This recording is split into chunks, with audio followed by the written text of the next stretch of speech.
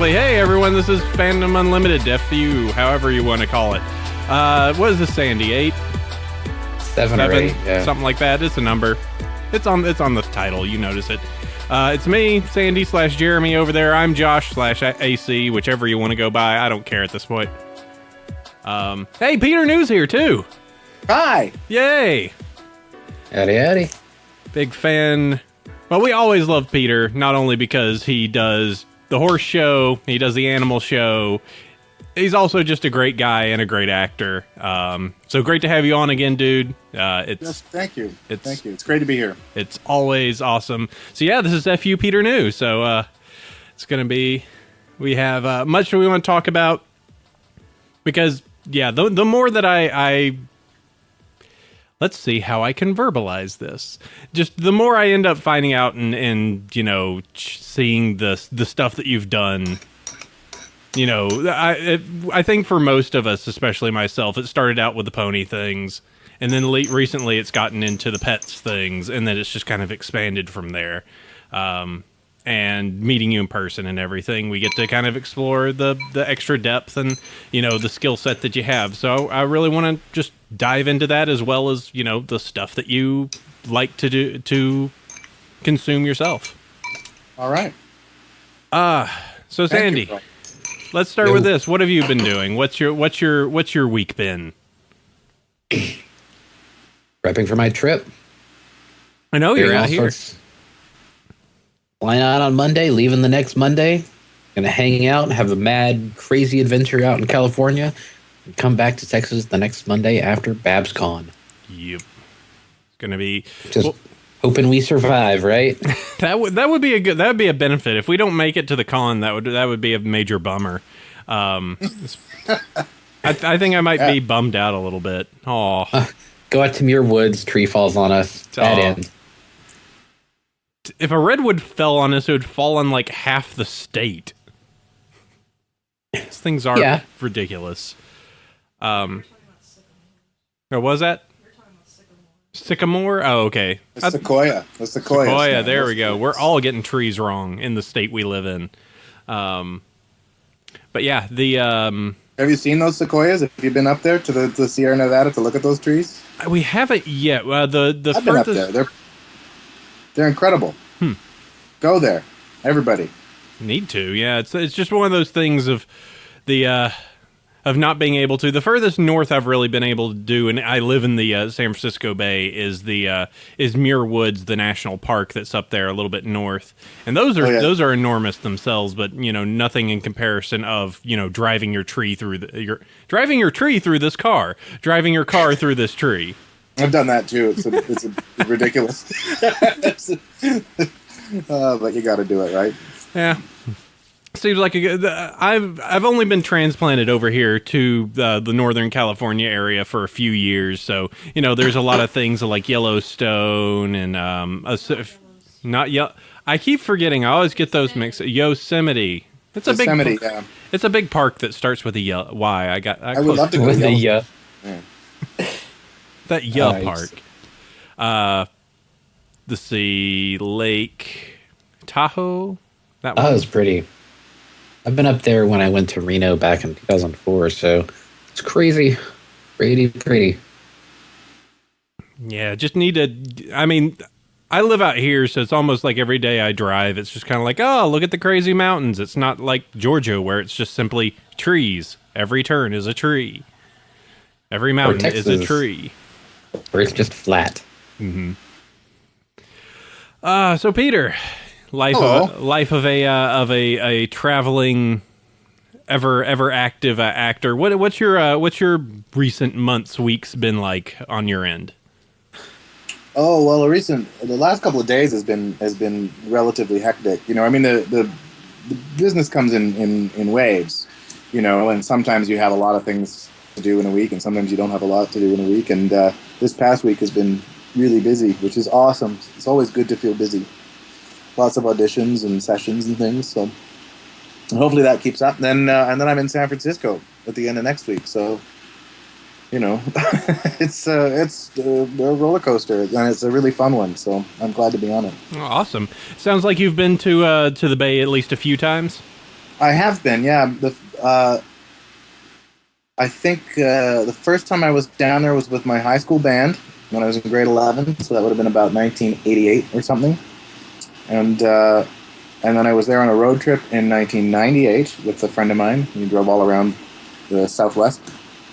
And then I was there in 2002 because I was part of an event here in Vancouver called the Real Fast 48-Hour Filmmaking Festival, where you get an inspiration package on the Friday evening and you have to turn in a 10-minute cut film that you've just written based on that inspiration package and shot by Sunday night, which is a pretty quick turnaround.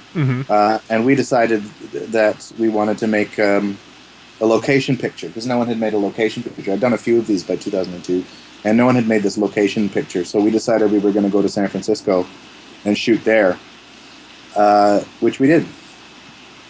Excellent. So you're just down here. And then our movie was terrible. Yeah, we were there for 2 nights, but the movie was terrible.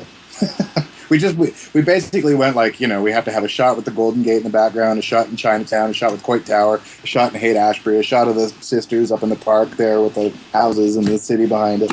All the, whatever, every single like tourist picture of San Francisco ever, we wanted to put in the background of a shot. And but then of course you have to make your movie based on this inspiration package, and we ended up, I don't know, just because you're there, I guess it ended up being sort of part Vertigo and part Hawaii Five-0 and part San Francisco Tourist Diary, and it just was terrible.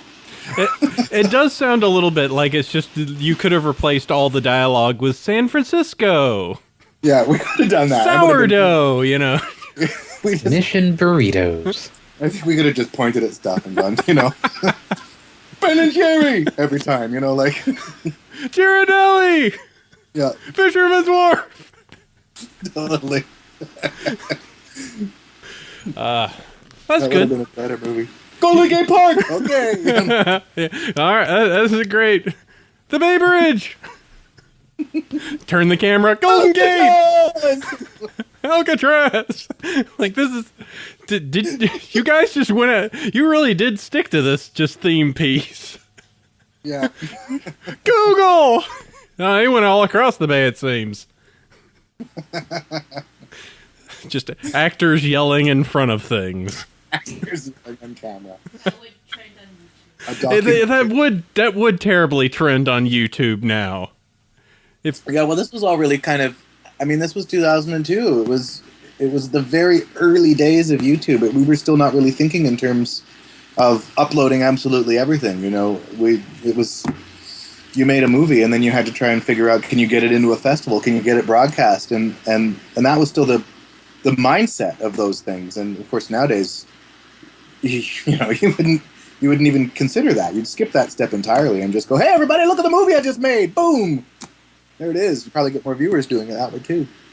Yeah, just self-publish it. Everything, the latest revolution with people doing that for movies, books, everything. It's just kind of like, forget it. I'll just self-publish. Yeah. Risk it that way. Well, let's see. Let's go ahead. Right. Yeah. I just wanted to just go for it. Quickly Googling the movie we made the prior year. I mean, everything is really rough in these 48-hour ones. But I'm just seeing if I have it online here. I can give you. Yeah, here it is. I'll give you a link to it. And you can pop the link up there if you want. Sure. So once my very slow internet loads. I complain. I'm the person that complains about my slow internet because it doesn't happen instantly. So this movie here, this we made in. Hang on, I gotta Skype it to you so you can. I don't want it to play in the background, so I have to close the window. Okay. Boom. Here it comes. All right. There's the link for you to post. So this was a movie that we made in 48 hours. That you can pop up there on the link if you want. Anybody can go and watch it. Wait till after, because it's 10 minutes long. Mm-hmm. But the whole shtick with these 48-hour festivals was you had 10 people in 10 minutes. You got a photograph and a I don't know, remember exactly, but like a photograph, a line of dialogue, a location, and a something else, and you had to from that build a script. And this movie was at the time I was doing a lot of sketch comedy, And so we thought, oh, we're just going to write a hilarious musical and write all the music and record the music within that 48-hour period and then make a film. And then we got this inspiration package, and it was just totally post-apocalyptic drama. Like, everything about it was like, I'm sorry, this isn't funny. So we ended up creating this thing. So that's, I don't know if you popped it up there. So you just had this idea like, yeah, we'll do this quiche little thing. It's just like, oh, well, we're just going to have to... Oh, yeah, Starry's watching it right now. Kitchen smoochies next to a big metal gate. Yeah.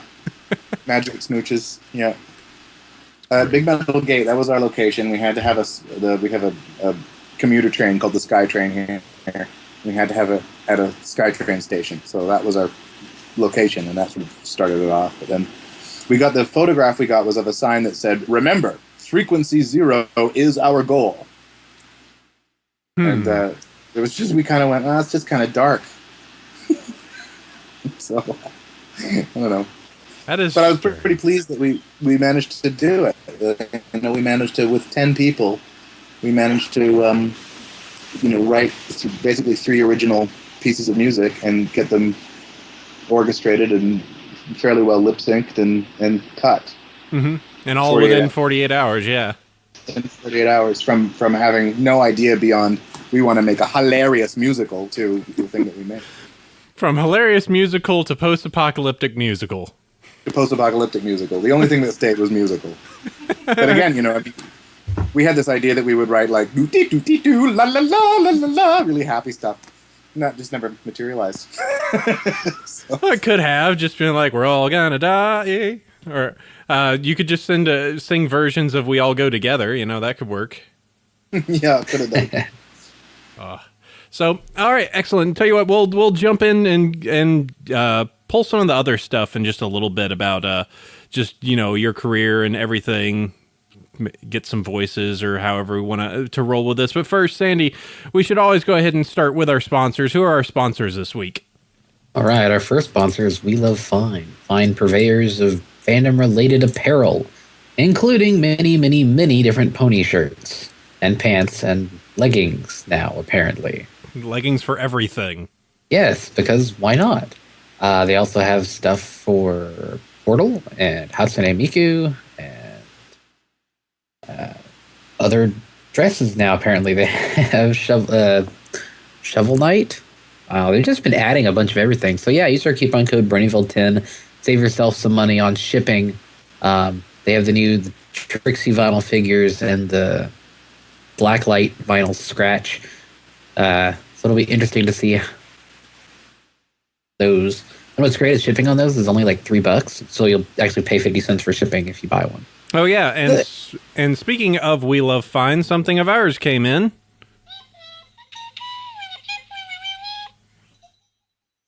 What was that? Our puppy cat came in. Ah. It just makes all these ridiculous puppy cat little noises. Starry is so happy. She's happy that she got this little thing. It is adorable. She won't let me touch it. It's hers. It already replaced our actual pets, so. Oh, poor Red. Poor Red. Now completely forgotten. But yeah, We Love Fine, Bronyville 10% off of shipping. There's that Nightmare Nights thing. Yeah. Hey, guess what? We're back. Year 2.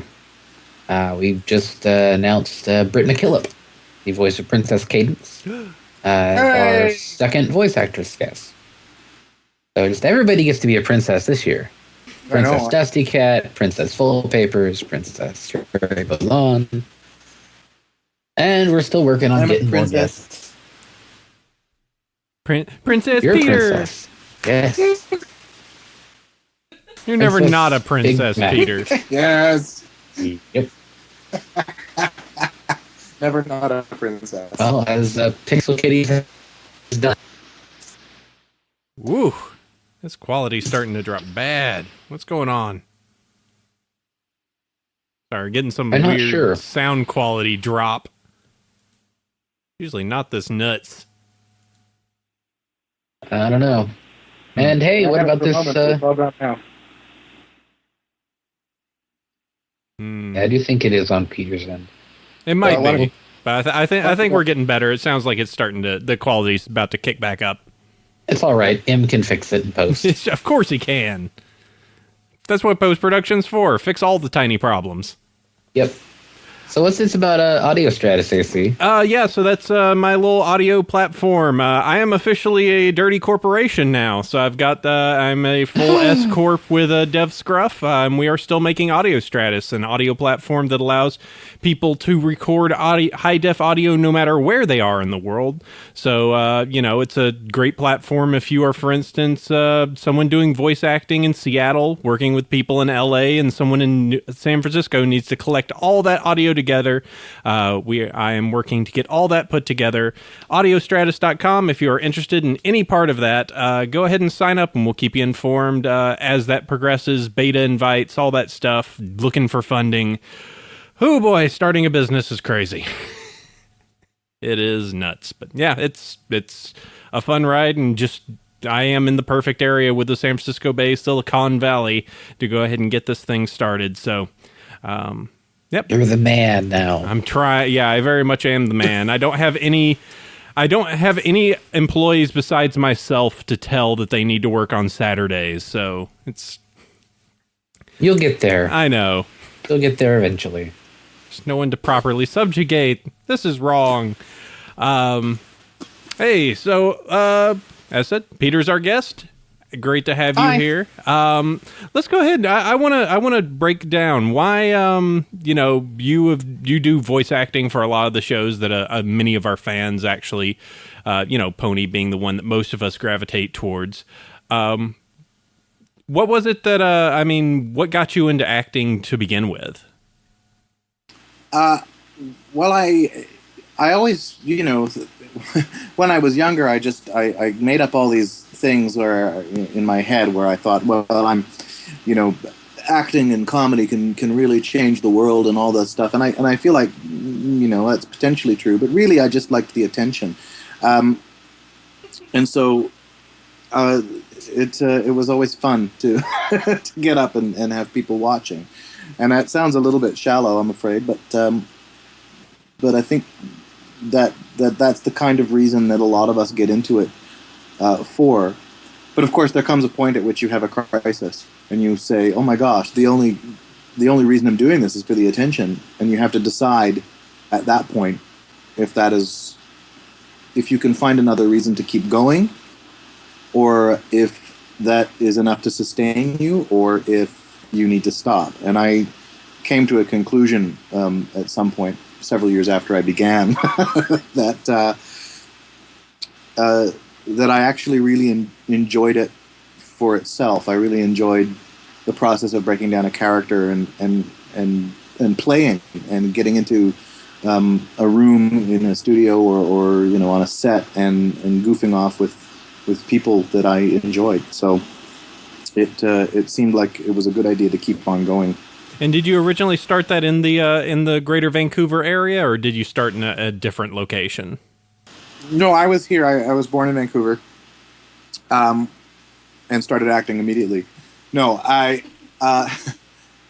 was born here, and so the opportunities that were here were the ones that I capitalized on. And every now and then I think, I better move to Toronto, or I better move to Los Angeles, or I better do something like that. And then I get jobs that keep me here, and I'm quite happy in those jobs. So I always think I'm going to end up leaving at some point, but it's been 20 years of not. of remaining. The ride never ends. Yeah. Of remaining in your hometown. Well, that's good. And, that was actually something I was a little bit curious about, because that's always the thing that I hear from the actors here in the Bay is that, there's a lot of, well, you can stay and you can do okay in the Bay, and then you try and go down to LA and get yourself, smacked around a little bit, and you either make it or you end up coming back. Well, I think that's true of Vancouver too. You can make it in Vancouver. You can do a lot in Vancouver. And the thing is, we do a lot of Hollywood stuff in Vancouver too. So there's some pretty high profile things here. But that's not the same thing as going down to Los Angeles and making it down there. the competition is it's 100 times as fierce down there. Mm-hmm. And what's the you mentioned Toronto as that market? That's the other large market over there. How does that differ a little bit from Vancouver in terms of just what offerings are on that end? Well, Toronto is sort of the center of the Canadian film and television industry.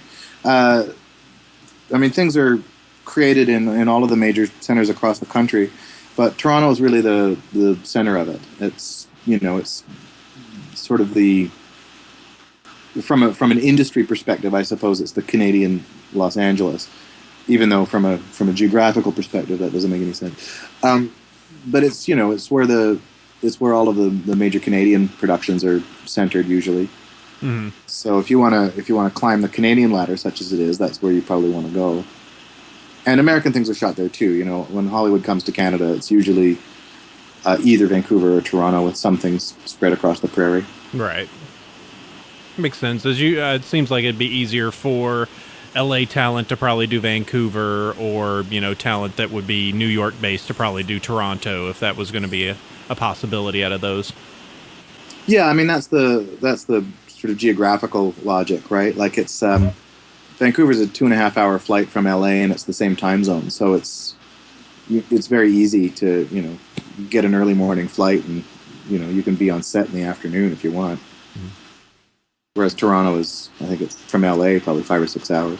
Very, very, very easy place to jump up to and just be like, "Hey, we need some sort of alien world. Let's just film up there in Vancouver." Yeah, it's just sure, a whole bunch of pine trees. That's perfect. Yeah, we'll just go with those. That's perfect. Well, I mean, Vancouver was always able to market itself nicely because of its setting. I mean, we have a studio infrastructure here, so there's that. You can always find yourself a green screen to shoot on.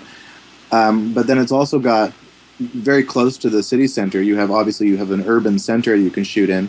You also have open water to shoot on. You also have marinas, docks. You have pine forests. You have mountaintops. You have basically any farms and flatland. You have basically anything in terms that you can think of in terms of a natural environment to shoot on, fairly close to the center. So that's attractive, I think, mm-hmm. for film. Few quarries for your alien invasion scenes, whatever you need. Yeah. We got quarries. We can find you a quarry, sure. Alien planet, done. We got that. I think if BBC ever comes over, they'll be set. I think I did that. I think part of my Stargate day, I think, was in a quarry. Still waiting to get to that episode, by the way. I think we powered through most of Stargate, and it was just being like, up in the future, we know Peter's coming. Yeah, I'm in season 9, so, you got a long way to go. I think we powered through all the way to about 7, and it's just like, we got to get there. Yeah, come on. How many times can the crew almost die? Let's see. Again. Every episode. Don't worry, I'll sacrifice myself. Don't worry, we'll figure out a way to solve this by the end of the episode. It's fine. Love that show, even though it is so ridiculously silly. It was fun. It was fun to do. Well, let's see. So you do general, we've talked a little bit, in the early part of the show that you do sketch comedy, you do, you do that. You've got some other production that you've done. You've been in a lot of on-camera roles. A lot of us know you for the voice acting roles, and that's a very different skill set between being on the camera and being having to evoke facial expressions and make sure that you're framed correctly for a camera versus actually just doing the voice work and having to portray through that. How did that come around? How did you make the transition over into doing voice work? I think I always wanted to do voice work. I think sketch comedy, doing like live sketch comedy, which is where I came out of, I think that lends itself very nicely to doing voice work because it's about making broad theatrical choices quickly, right? So and that has to happen in the voice world. I mean, sometimes you are given a character in the middle of the session. Essentially, they tell you at the beginning, okay, you're also going to be this, And then you get to the scene that the character is in, and they go, okay, well, what voice do you think you're going to do for this? And you have to go, how about this one? Does this work for it? You know, and you just have to, wing it. I mean, there's an opportunity to work with it a little bit, but you have to make a fairly, relatively instant and fairly bold decision about what you want to do. And that is the same as theatrical comedy, as far as I can, at least it is for me. So it always just made sense, in a way, to make that kind of transition. It just took a long time to break into it, because there are a lot of guys here in town that are awesome at it. And so it's tough, because you show up going, I hope I can do it, I hope I can do it, I hope I can do it. And you're in the room with a bunch of guys who have done it 100 times. And so for the first 100 times, they get the jobs, and you go, drat, again. But try to keep getting better, I guess. Mm-hmm. And so, I've done a little, I think a lot of us, or, a good number of us that listen to this have done like some recreational, like, hey, I do silly voices. My friends think that, my voices are really funny. That's great. And then that transition into actually doing that for a living is a much different, deeper, complicated beast. Oh, yeah. For sure. Voice acting is less about voice and more about acting. I think the sooner you can learn that most of the voices you do are slight variations of your natural voice in whatever way. And obviously sometimes it can be broadly different than your voice.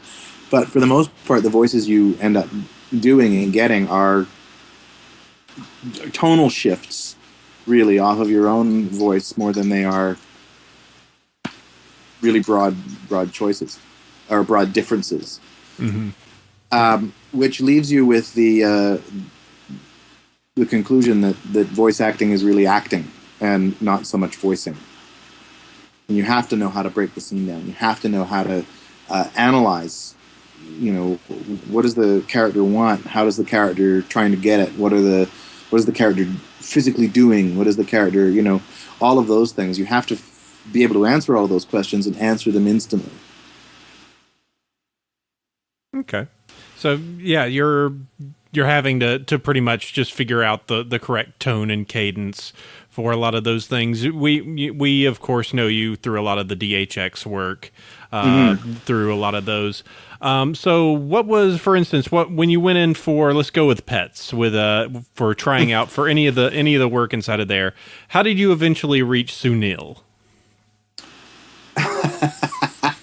Well, on the first, I did 3 auditions for this show.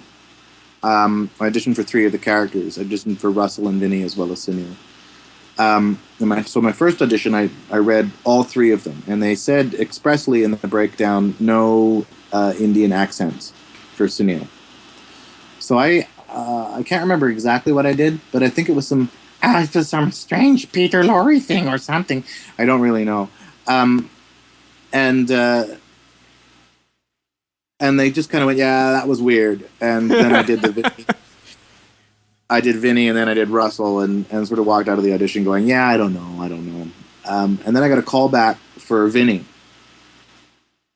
And I came in, and I was doing some kind of high New York thing for Vinny. I want to do this for Vinny. Which, they were like, yeah, a lot of guys are doing that. I don't know if we want to go with that. Did you have something else? So I tried something else that was sort of, more obviously stupid or whatever. And I'd noticed also that the breakdown had changed at that point. That it said maybe slight Indian accent for Sunil. So on my third audition, I came in going, well, I just worked with these guys in Uganda. I was in Uganda doing a thing called the Maisha Film Lab, which is a lab that brings together international filmmakers to help East African film students make their own movies. And I had worked with a couple of people out of India. And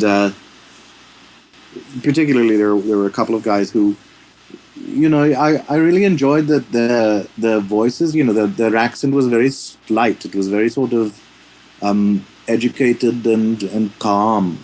But then when they got sort of upset, it sort of pushed it and went it into a little more sort of obviously Indian, which I thought was really interesting. You know, that it was the accent sort of pushed itself when they when they got excited. So I went into Sunil with the calmer version and the slight version. And they liked that a lot, so I got the job. But then when we started working on the show, we realized, of course, that in animation, you're almost always in that heightened state. Mm-hmm. So it just ended up being an Indian accent, unfortunately. But there you go. just full bore on that. Yeah. And when you were going in for that, for like Sunil example, did they have the instructions of like, you know, very timid, very, you know, relatively soft spoken, in relation to the other characters? Did they have that kind of guidance, and that came across in that as well? I don't remember exactly, but I do know that they wanted him to be worried. Mm-hmm. I remember the sides were I think it was the episode season 1, episode 4, where they're trying to break Zoe's sister out of the largest ever pet shop. Mm-hmm. And Sunil has this monologue where he's like, let me get this straight. You know, you want us to break into this thing and do the other and get past some lasers and mean girls and this and that and the other. And so it just seemed to me that he was very worried in that. And I'm sure they probably wrote that he needed to be. Okay. So I did that. I guess read what's on the page, Peter. Yeah, basically. I mean, that's ultimately what it is. Do what's on the page, but do your version of what's on the page. Mm-hmm. Put yourself into the mongoose. Yeah. Be the mongoose. Worry the mongoose. Actually, that's also another thing I'm a little bit curious about. If you do a long day of a particular character and putting yourself in that particular mindset, how long does it take for you to break out of it? I think it takes longer to break out of it the less often you work. Mm-hmm. If that makes any sense. I think if you spend a long day doing a character and you only have one day, you spend so much time focusing on that and putting yourself into it that you find it harder to break out of. But if you're doing it every week, you just 5 o'clock rolls around and you kind of go, ding, all right, time to go home. All right, buddies, let's go down to the shop. Yeah. Go take care of the Fridays. Okay, let's see. By the way, if any of you guys in the chat right now have any questions, totally can bring those up, bring them to Peter, or bring them to us, really, if you'd like. And we can go ahead and start funneling those around. I really am wondering, and we can kind of jump into a little bit of consumption junction. Peter, what kind of things are you really, when you have the spare time to watch TV or who knows, play games or do anything? What's your vices at this time? I guess my vices right now are I'm trying to get as caught up as possible with Downton Abbey. Right now, I'm really enjoying that. It's fun. Although I'm in season 3 right now, and I'm tired of what's happening to Mr. Bates. I'm tired of it. And I'm also playing, although I'm trying not to actually involve my social networks in it, because I can't stand all these games where you have to involve your social network. It drives me nuts. Mm-hmm. But I've been playing the sort of, there's a city building game on my iPad that I've been obsessively playing. So you don't want it to be one of those things of like, hey, help Peter design the newest skyscraper. No, thank you, Farmville. I'm done. You need some goats. I think the people in your social networks will be appreciative of that as well. I get that all the time on Facebook. Like, hey, play this game. I'm like, no. Yeah, no, thank you, no. Peter needs goats. Anyone need to give Peter goats? Peter really needs some goats. Exactly. Oh, please, no, thank you. And then the other thing that drives me crazy about these games like that is that you of course they want you to. They're like, okay, well, you need to build this tower now in order to get whatever reward, and you need to do it sometime within the next 150 hours. And there are a million hoops you have to jump through, which, of course, you could jump through more quickly if you spend actual dollars. Oh, stop with the actual dollars in the game, please. No, not ever. Will I spend actual dollars? I can enjoy it if they make the grind not too hard, but there are certainly the ones where it's like, well, this will take 4 days or $1. Yeah, and that's the. It really it's. You can do it in 4 days. You can't do it in 4 days. The game will not actually let you do it in 4 days unless you totally spam your social network and or spend actual money. No, thanks. Mm-hmm. Just let these things happen eventually, because the game will allow you to do it. You just, and I'm okay with that. Yeah, poor Facebook has really just become the worst location of just like, hey, check out this out. This is all the games that I'm playing. Yes, go away. I don't care. There's always a new one each week. That's why I'm personally far more comfortable with if I'm going to play a game that has a monthly subscription, I'm going to pay that. At least I know I'm paying X amount of money that month, and I'll get whatever enjoyment out I can. Whereas, it's $1 here, it's $2 here, and then you find out you're spending $30 a month. Yeah, that's the thing that annoys me. I don't mind. Like, if I see a game that I think I'm going to enjoy and I want to buy it, that's something. But it's these. There are plenty of free games that you can download that are entertaining enough. I just played a thing called Badland, also like a free download, I think, that was super cool. I really enjoyed it. But it was like, you're sort of done in 3 days, and that's, if that, and that's fine too. Mm-hmm. So Downton Abbey, some iPad games. Let's see. Yeah, I'm not that into sort of the big market games ultimately. Let's see. Trying to think if there's anything else. Well, we could go ahead and move into full-on consumption junction if we want to go ahead and do that. By the way, Peter, it sounds like I'm getting a little bit of feedback on our end from your speakers or something. I can't imagine why, but would you want to call me back? No. It's just I'm getting the echo off of it. Weird. Okay. I'll back off. That's fine. So let's see. Oh boy, that's weird. Chris Will actually has a question for you, Peter. What do you see the future of your vines being? Is there anything? Are you going to give us some BabsCon vines in the short future, or anything you plan on doing with those? I don't ever plan my vines ahead. Is the future of my vines? I haven't really made a lot of vines lately, but they really are totally spontaneous, spur of the moment nonsense. The best way to do it. I think so. I mean, they're 7 seconds long. I would hate to think that I devoted more than 7 seconds planning something that is 7 seconds long. Well, but you see the people that obviously have orchestrated this crazy, Vine 7-second story where it's just like, here, I'm going to open this bag of chips. Explosions. I know that people definitely have, and sometimes that's fun, I guess, to do. And I suppose I've probably done stuff that's a little more complicated than I mean, I guess I'll be honest. I did make a Vine crossing the international date line,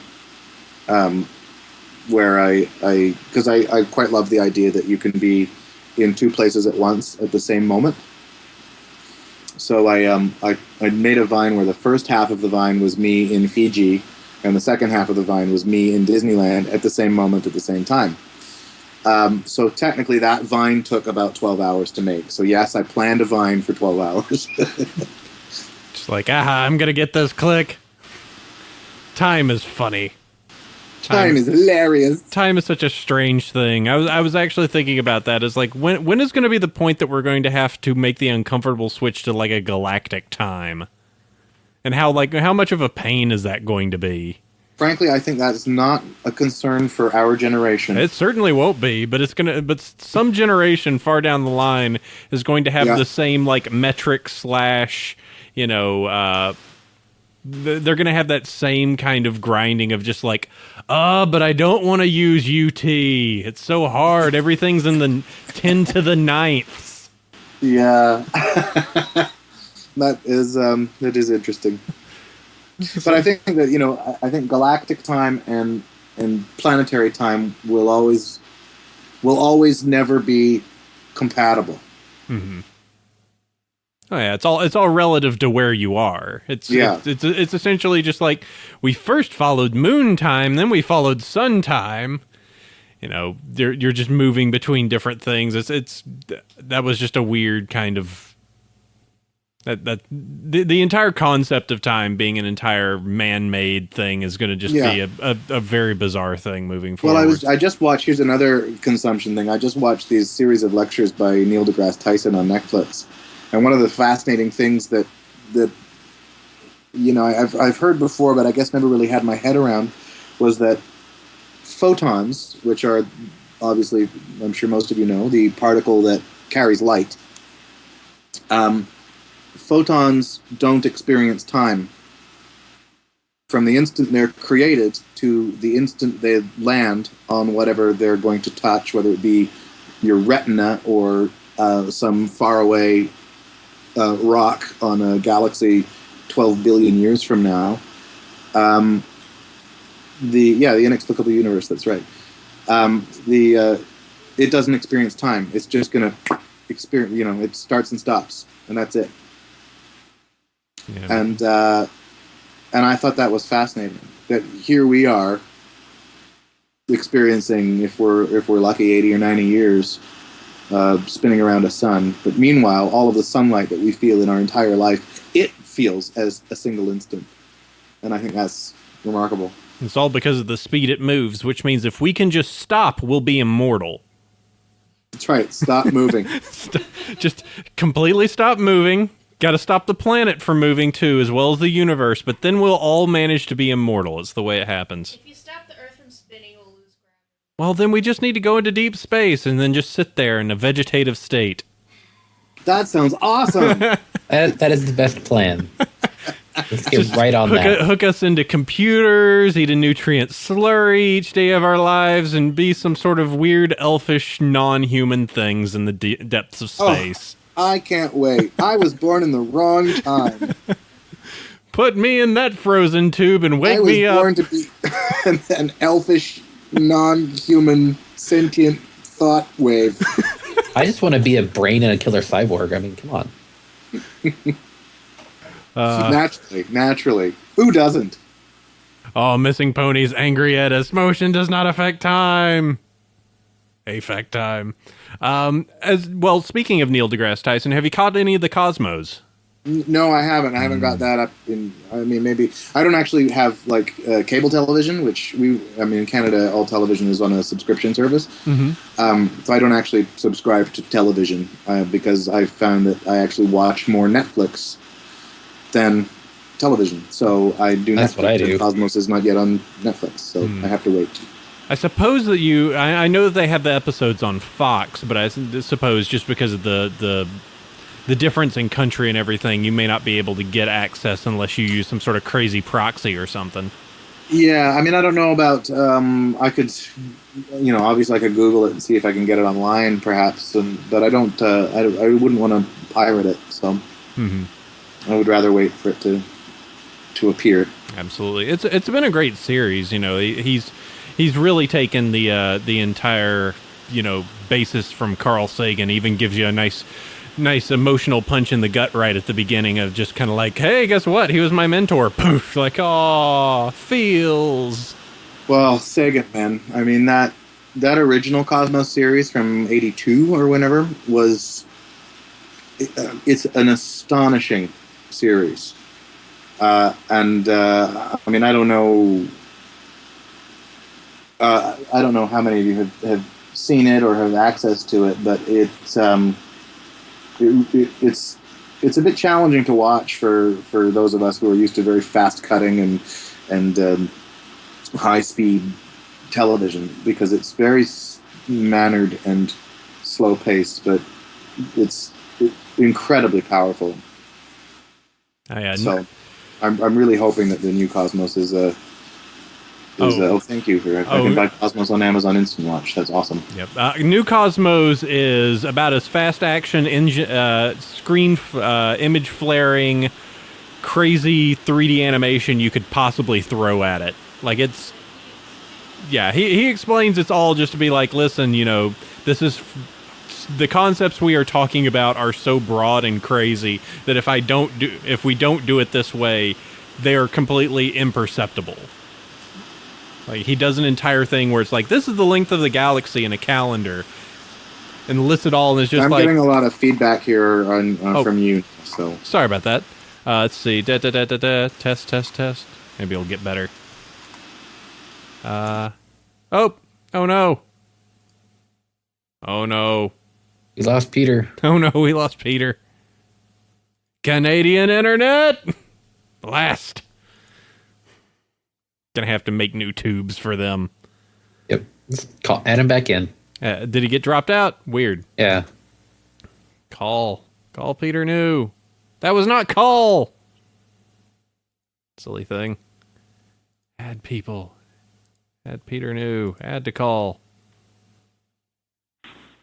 There we go. Still.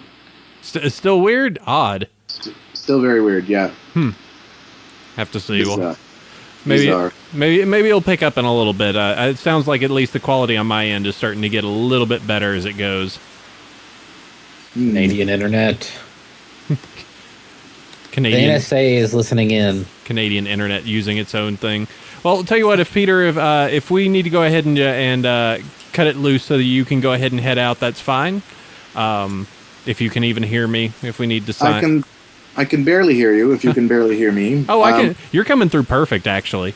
Oh, well, then that's fine. I'll just, hopefully it'll go away soon, because that's Skype for you. Yeah, that Skype's a weird one.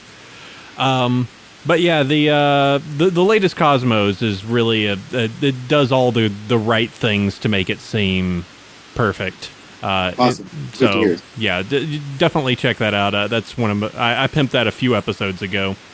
And very good about trying to bring a new generation into really embracing science. So it's really been fantastic. Well, I'm glad to know that, because I feel like without wanting to sound like a foreigner commenting on a situation, I do feel like science education is lacking, and I think that the more we embrace fact, the stronger we are as a species. Yep. Yeah, it's one of the things that there have been some people here in the U.S. that have gotten their panties in a twist over Cosmos. Because it's all, fact-based and being reality. All fact-based and all. Yeah. He mostly avoids throwing punches, though every once in a while he'll get a nice jab in. Well, I mean, it has to be palatable for national television, which means being wishy-washy occasionally, but even then... What I'm not suggesting that I don't think one needs to create argument unnecessarily, but I do feel like you need to say, well, look, this is testable, provable truth, and we need to move forward together with testable, provable truth in the discussion. Whether or not you want to continue to believe anything else is up to you, but you need to reconcile truth with that other truth, if you know what I'm saying. Mm-hmm. Yeah, he's actually stated himself, Neil deGrasse Tyson has stated, he's like, listen, if Bill Nye wants to go and fight, creationists, he can go do that, all he wants. I'm just going to go ahead and do my show and state the facts as they are. So that's his goal. Is he's like, I'm not in this to get into a shouting match with people. If they want to disagree with me, they're going to disagree with me. And that's what's going to happen. I mean, people will, unfortunately. Mm-hmm. Sandy, anything else you've been consuming as of late? I have been watching Grimm and a whole bunch of anime. Have you now? Yeah, it's the new spring season. There's JoJo's Bizarre Adventure is pretty crazy.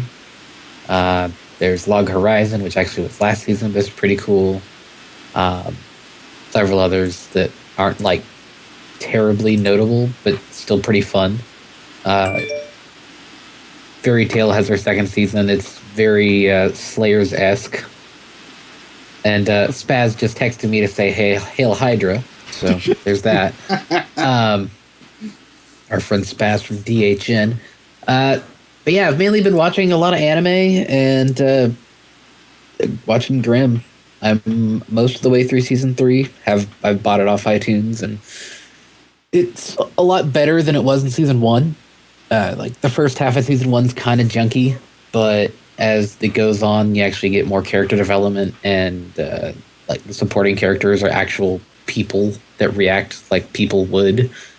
It's the writing's gotten a lot better, and it's generally a lot more enjoyable show than when you first started watching it. Yeah, and what was it about the beginning part that wasn't? What have they kind of smoothed over now?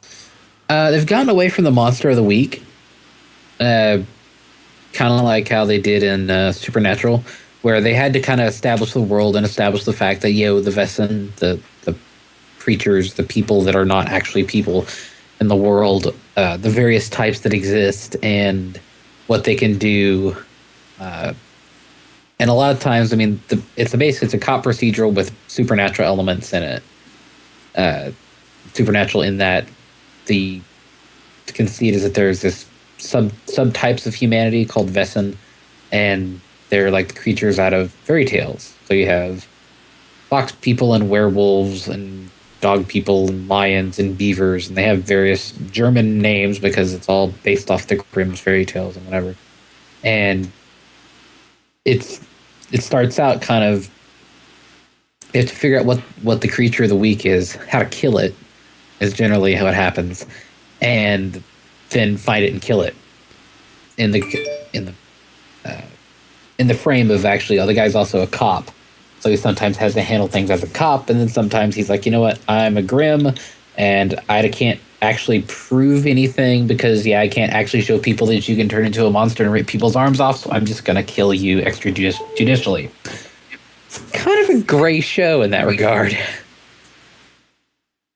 So it sounds it does sound like one of those, it's X-Files meets some sort of like Judge and Executioner style. Yeah, but it's set in like modern day Portland. Oh, Portland. Portland. I think we can just blame PK. Something like that. Yeah, it seems like a good person to blame. All right, and just a bunch of anime, it sounds like. Yep. Any Vigi games? Diablo 3. Oh, how's that? Well, since the new X-Pack launched, it's been a lot of fun. I've been playing with just lots of random people and people on the friends list. The adventure mode that unlocks after you complete the 5th act is probably the best thing they could have added to the game. They basically make it so it's kind of choose your own adventure. You go to each of the different act maps. It gives you 5 random tasks to complete. You go complete them. You get a bunch of XP, gold, and a loot box, and you level up. It's basically provides unlimited replay value because there's also the Nephilim Rifts, which are basically randomly generated dungeons that can have monsters from any point in the game in it. And at the bottom of it, there's a big bad boss who drops the best loot in the game. Mm-hmm. Relative to, killing other bosses. So they've gotten a lot of replay value and made it very easy to randomly group with people. Though they have made gold largely irrelevant. Mm-hmm. They jacked up the prices on like combining gems, but other than that, since the auction house is gone, you have millions and millions of gold, and there's really nothing to spend it on. Yeah, Diablo, I got as far as finishing the game and then kind of going, that was okay. There wasn't much reason to like decide to go in and play it again and again and keep increasing the difficulty.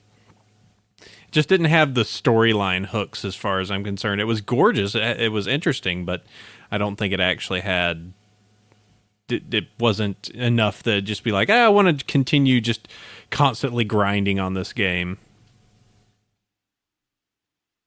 Ooh, there's an interesting little note. reboot of Battlestar Galactica, into the news with you. All right. Let's see. So on my end, a little bit of anime, poked around at, so I actually did see, I did check out the first episode of Attack on Titan. That was nuts. Caught an episode of Magi. That was okay. The craziest thing that actually Starry has turned me on to, which I never would have admitted, I never actually have ever enjoyed Scooby-Doo. And I think it's just... Yes, that one! I was in Scooby-Doo 2 Monsters Unleashed very briefly. Do you know that? I did not know that. I'm missing out. I'm going to have to go back, obviously. No. Well, you can watch the first 5 minutes and the last 5 minutes, and you'll see everything I did. Oh, well, there you go. Just appear and disappear. So, yeah, the old series and some of the stuff, especially the Scrappy-Doo, I was just kind of like, what's up with this thing with the dog and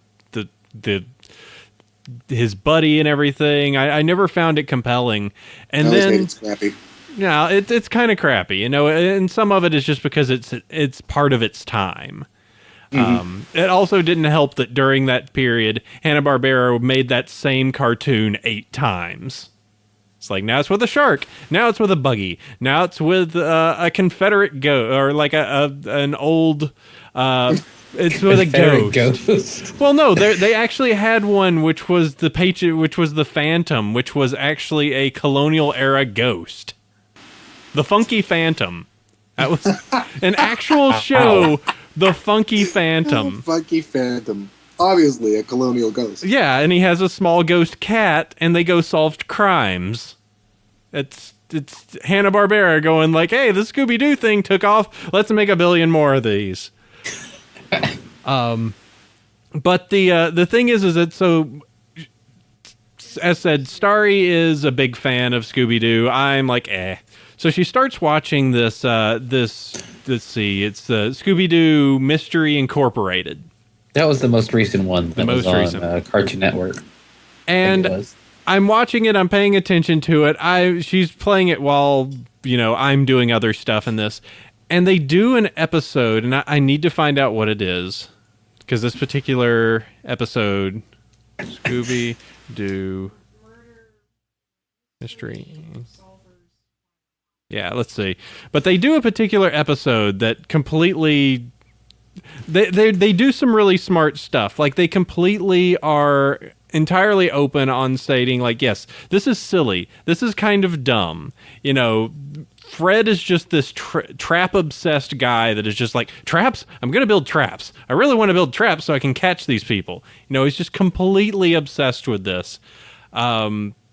They really haven't done much with Daphne. Velma...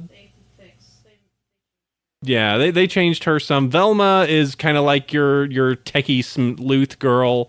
Yeah, a little bit more girlier as well. But let's see. There was one particular episode which was they pretty much brought back all of the Hanna-Barbera sidekicks and put them into one room. So you actually had the caveman guy, the giant, you had the shark, you had the Funky Phantom all together trying to solve a crime at once. And they changed it back to And they morphed it from the modern style back to the traditional style in that episode. It was hilarious. It was absolutely just crazy and random, and yeah, they don't take themselves seriously at all. And they kind of do, just tongue in cheek the whole time, go, we realize that this is kind of a silly concept. We realize that it's really kind of really bizarre that this show is here. They also have had some really crazy voice actors jump into it, like George Takei. It's totally in the show. They've pulled really strange, deep. Who I'm trying to recall.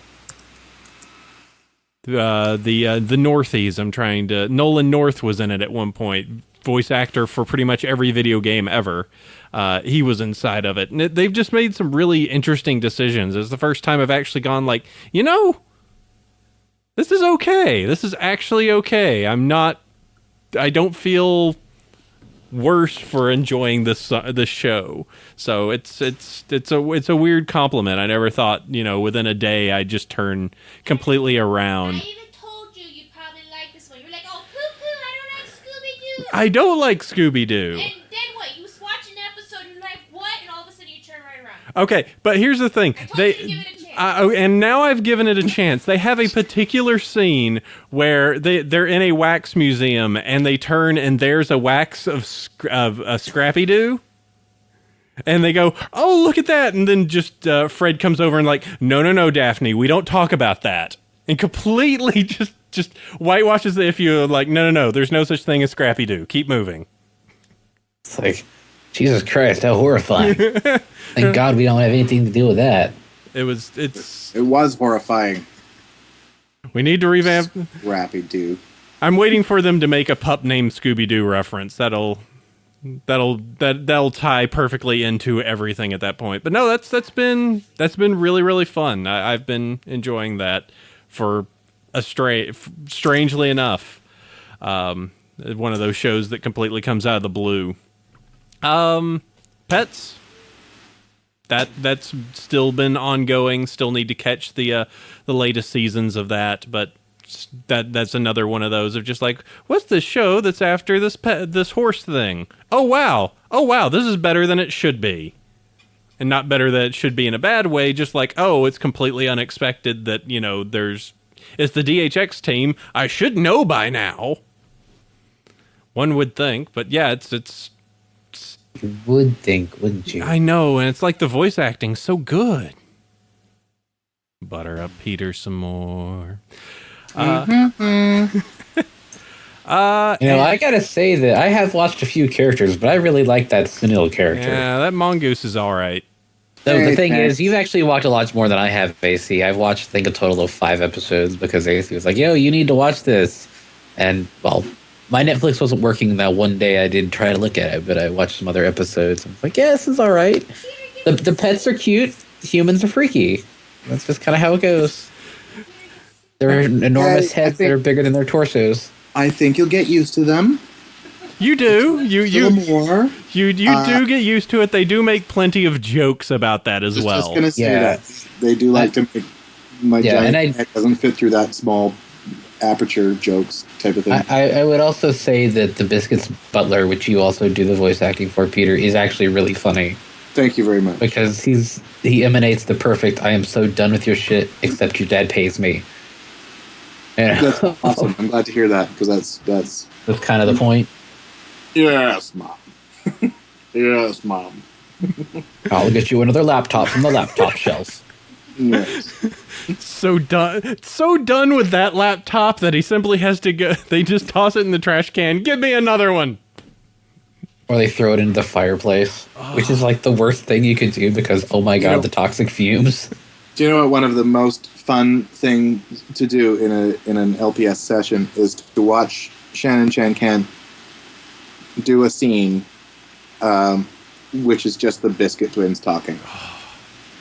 I love the Biscuit Twins so much because she plays both of them, right? So she just has the scene, and she goes. But the best part is anytime they have to make a little effort noises or laughs or anything, she has to do the line twice. So it's really indescribably funny. Well, so she obviously has to pitch it just a little bit different each time, Yeah, she does. But it'll be like, and then she'll move on. Fantastic.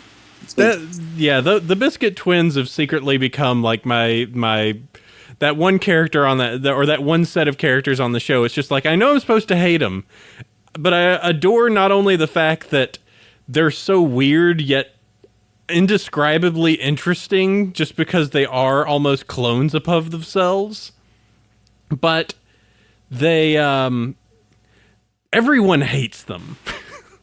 Yeah. Like, even they seem to despise the way they act, and they're just like, but this is how we are, whatever. Yeah, I think it's I think it comes down to there's the meaner one and the dumber one. But I don't know. I don't want to be mean, but my sister, whatever, Yeah. might as well. I think the thing is, I think deep down they're really trying to be good. They're just very bad at it. They're just really bad at being good. Mm-hmm. They're just confused. I think they think that they are being really good because they think everyone would want to be like them, and they don't understand why anyone would want to be different. I don't know. I think they're fun characters, and Shannon sure brings life to them really well. So yeah, it's a fantastic little. It's been the more I get into watching Pets, and by the way, Jeremy, you should keep watching Pets. Keep watching Pets. Okay. I have to keep watching them. It keeps Peter in a job. You're the single person that's gonna keep him going. That's right. Without you, it all comes crumbling down.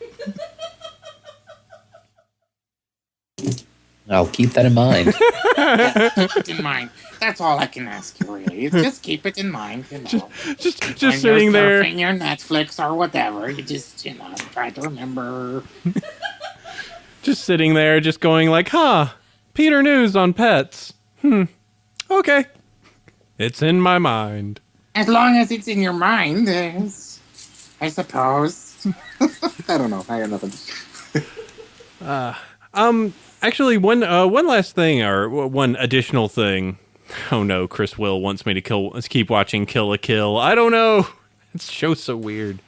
But one thing I was actually wondering, one of my mentors kind of in the Bay Area here, Terry McGovern, who did the voice of Launchpad McQuack, he had this great story where he was actually trying out for the real Ghostbusters, and got passed over by Lorenzo Music for doing the voice of I've used so many names I'm missing it. Bill Murray, that's right. And he was specifically trying to emulate that voice, and then they went with Lorenzo's Circus. Have you ever had something happen where you thought you knew exactly what they were going for, and they ended up going with something completely wildly off base? Maybe the reverse of what you had with your senile voice, where it kind of morphed into something. Did you ever feel like you nailed a voice, but then it ultimately turned into they wanted something completely different? Oh yeah, absolutely. That happens all the time, actually. I think probably that happens more often than I book the voice that I think I'm going to get. Because there's a couple of versions of that, really. I mean, sometimes you think, okay, I've got this voice. It's perfect. I've got it nailed. But of course, 10 other guys have it nailed as well, and then it's just a question of nuance. Who do they think has got it a little more nailed? And so there's that. And sometimes that's me, and sometimes it's not. But then, a lot of the time you think, this is perfect. This is just right. It's ideal. And you get in there and you do it. Take one. You're brilliant at the audition. You think, yes, that's it. They can't do anything but just love it. And then they go, I don't know. And you go, oh, okay, well, forget it then. We'll see. And they steer you a different direction. You're then in the audition trying to make something new up on the spot, going, Well, maybe this is the voice of the evil killer. No. What am I even saying right now? So there's just someone trying to figure out, like, what would that character even look like? Like, I'm an evil killer. Somebody's job is to every voice I've done in this entire conversation, you have to go and now draw it. What have I become? Whatever it becomes, you have to draw it. Every single voice is a different guy. For some reason, that one you did right before that one, I was just imagining a jar of peanut butter doing that voice. I don't know. Just a jar of creamy peanut butter. Just the plastic just flapping its jaws. Yeah. Clink, clink, clank, clinkety clank. Going back into one of these, are there any, looks like a Meat Beat Master actually has a question. Is there any, if you're doing voice mimicry, or have you had to do, you've done stuff, so obviously you've done some impressions. Is there any one voice you think you really nail impression-wise? I think probably my very best impression is Peter Lorre, which is not exactly relevant, but every now and then I get to throw a little. It's a little bit of this, you know. You put a bit of that into it, and you can really do it. I got to do a straight-to-video Barbie movie that just came out called The Pearl Princess, and I got to be Murray the Eel. And Murray the Eel is Peter Lorre, basically my version of it, which is really fun. I got to actually do a job as Peter Lorre. God, one of those few people that just has that one voice of just like just that singular voice of just like, hey, it's in you could not go like, I have no clue who that is. I've never heard that voice before. Like, no, it's so unique and it's in its structure and the way it's formed. It's so there's just those few people that can do that. Yeah, and the thing is, there are impressions that I really can do, and there are impressions that I really can't do, and then there are things that, you know, sometimes you sort of stumble across something and you find yourself, you know, somebody mentioned Zoidberg in the chat recently, and I that's one of those ones where sometimes I can really do it, and I'm like, yes, I've got Zoidberg, yes, I can do that imitation, and then as soon as that conscious thought of I've got it hits my brain, it's gone. You know, and then it's just lost to time until the next time that it. You know, the next time I find no, not there. And that happens too sometimes. You can't really control that stuff necessarily. You got to play to your strengths. Play to what you can do, and then just keep working towards mastering the stuff that is just on the fringes. Mm-hmm. And one of the things that, you know, one of the things that we actually had this discussion at Nightmare Nights Dallas, you know, amongst a bunch of other people. But you did a really neat kind of description of the history of a dialect as it moves. And that seems to be kind of your big skill set is, you know, you have that ability of just being, you know, accents, of being able to take this, okay, well, I need to twist it a little bit into this, etc. And I think it started with standard British moving into Cockney, if I remember correctly. Well, yes, I mean, yes, let's start there then. We will start with something reasonably not completely upper crust, but not completely lower, you know, in England. We'll move ourselves into, you know, a more traditional London, and then go south of the river, you know, and then we are in Cockney, you know. You just sort of move yourself south, right?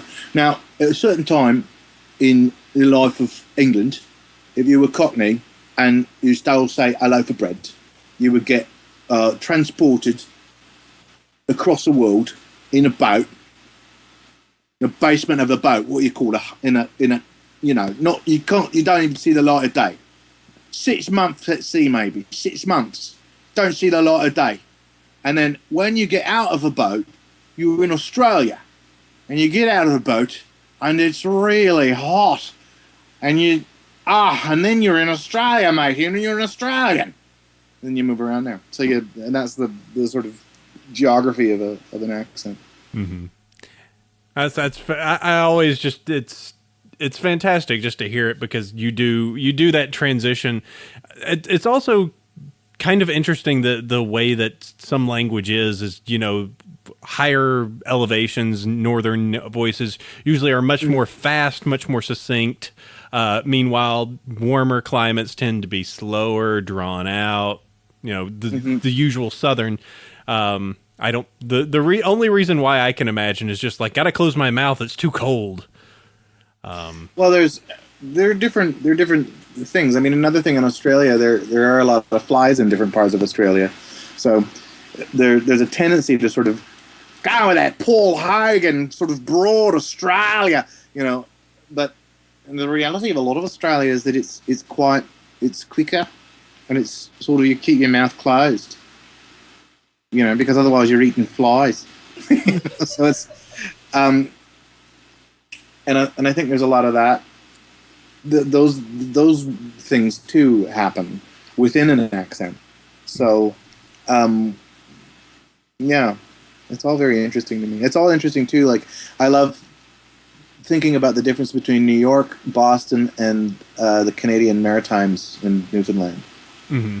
Right, because there's a huge Irish and or Scottish influence in all of those areas, and I think it's fascinating to hear 4 different results in North America for how that accent evolved as it moved over. Yeah, and even you could possibly even add in a 5th around Jersey with a little bit more Italian as well. Just that entire area is just one, almost like within 100 miles, it just changes each stop you make. Each particular location is going to ultimately yield you a completely fresh set, of dialect. Mm-hmm. Let's see. What should we do? Anything else? Let's open it up one more time over to the chat and any questions. The real Abba, ever notice how a lot of accents get smoothed out when the speaker is singing? Yeah, the Mid-Atlantic accent. Yep. It's interesting. I mean, it's really only 5 letters that change from accent to accent, right? T's don't change. B's don't change. It's only your vowels that change. They just change.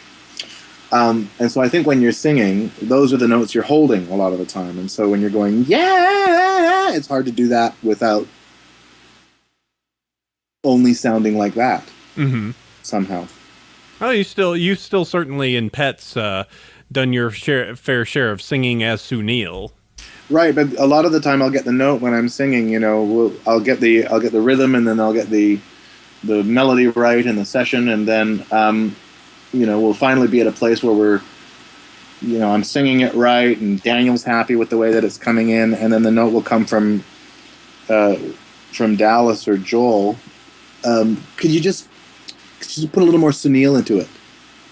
So you actually have to work, on that as well. You have to push on character as well as hit the rhythm, as well as hit the melody, as well as make it sound pretty. So it's actually quite difficult to make sure that your character stays in and the sound of the accent stays in the music. Mm-hmm. Someone is saying TH's in German accent is Z or Z, as you may say in the US. And a lot of Brits do drop the H. Those are true points. But I was talking particularly about English in terms of various different accents in English. You don't change the sounds of the consonants. If the Brits didn't drop the H, they rarely change the sound of the H. I know in Yorkshire, for instance, I was recently in Yorkshire, and they never even say the H, at all. Hull is the name of Hull, except when they spell it, which I always thought was very amusing. They put on the television, they called it the HD. And when they spell it Hull, Hull, they really hit the sound when they're talking about the letter, but they never pronounce the letter. I thought that was really fascinating. Let's see. Hey, Meat Beat Master, you are British. he drops H's all the time. Apparently. Dropping H. It depends on, again, like Britain has, the entire UK has so many regional accents. Some of them drop the H's and some of them don't. And I actually I'm not very good at my regional British accents. I don't,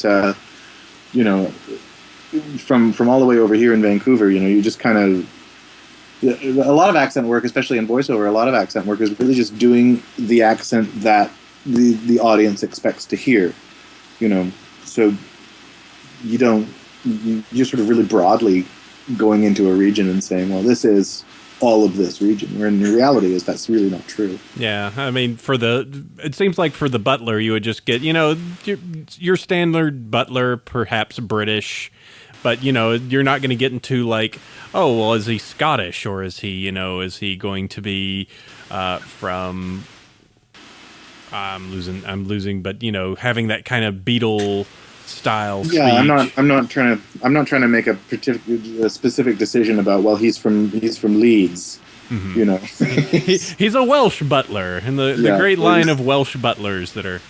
Yeah, I wanted him to be very definitely Sussex as opposed to, no. I just found, I just wanted him to sound a little pretentious. Mm-hmm. Upper crust, etc. Liverpool. Yeah. The UK does. I just said that. The UK has several accents that are widely different from each other. That is absolutely true. Well, so do most nations. I mean, I was going to say, here in America. So does Australia. And then you get into the details, and I can actually pick out a Georgia accent from an Alabama accent versus a Texas accent, and that's just because of your familiarity with those particular region, areas. Yeah. Yeah. Whereas I just have South.